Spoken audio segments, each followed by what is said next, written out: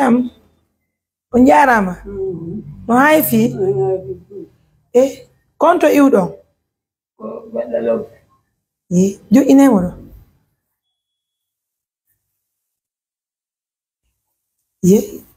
ye mala musidɓe no yurmi muradu moƴƴoro. Regardez sa situation. Allahu akbar. Imme darɗo wakkile doyi jooɗe no jooɗe waɗe doyi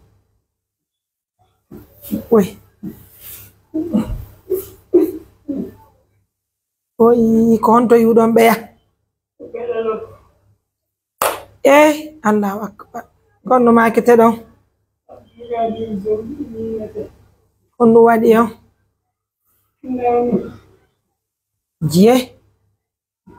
konno woni musude on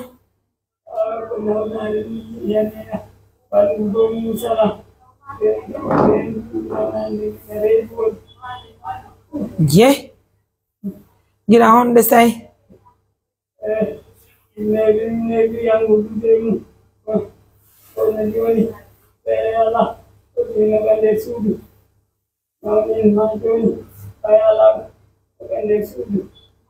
Allahu akbar. Kono wona onon ɗo jottoɗon ka suuɗo e nde ɗo nawnare mon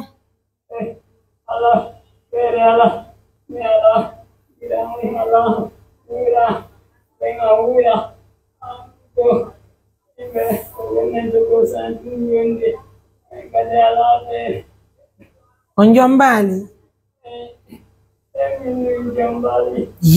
eɗo no duwa wonde e suudu julɓe Allah ɓe cuubi yo Allah kon no waɗi on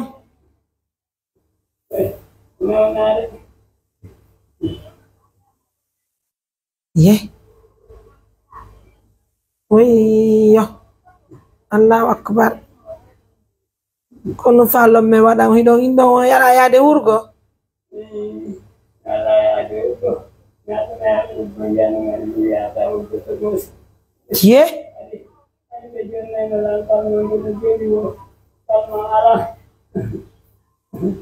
ko ɗum faala ɗon mi waɗan on julɓe no wawɗon hande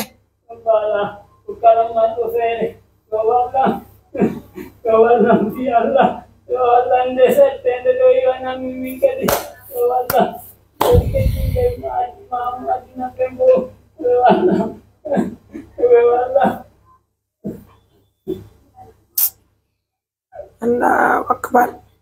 Mesdames, messieurs, regardez, je viens de réceptionner le monsieur au bureau. Il fait quelle heure? Il fait nuit, hein?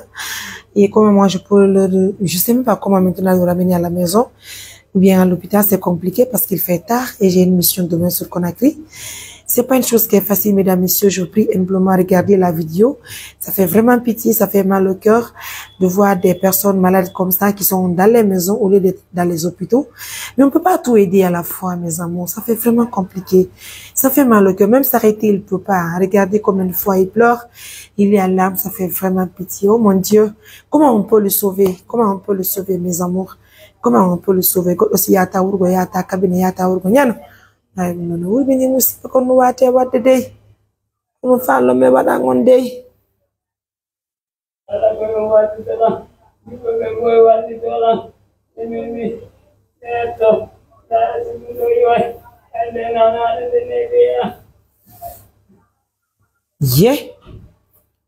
Allahu akbar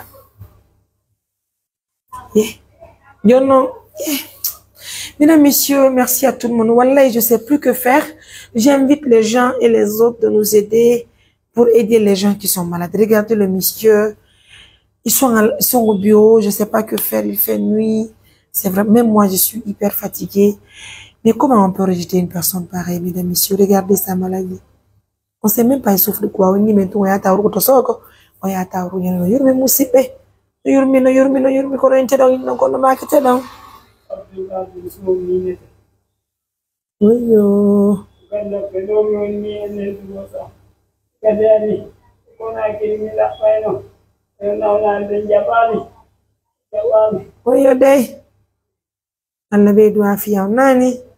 joni mi hollay partenaire mi am meske walli min kono non do hande naga suudu duwa do yaade Mais non, non, ni dans ma occupation, bim, de mi ya qu'on a créé qu'on mi wata wal yebe on ka jemma do. Eh, Allah akbar. Vous voyez les choses, Moussibé? C'est compliqué, c'est vraiment compliqué. Mesdames, messieurs, revoyez la vidéo, visionnez la vidéo, mesdames, messieurs, aidez-moi. On ne sait pas que faire avec les patients maintenant, je vous jure sur l'honneur. De toute façon, on se confie à vous, hein, aidons-nous ensemble, on va traiter le monsieur. Regardez, il ne peut même pas s'arrêter. Je prie à la qui nous donne la chance d'avoir des partenaires qui vont le traiter, Inch'Allah. Allah akbar, non, non, vous venez vous serrer. Allez, enjoy, c'est le bien, c'est,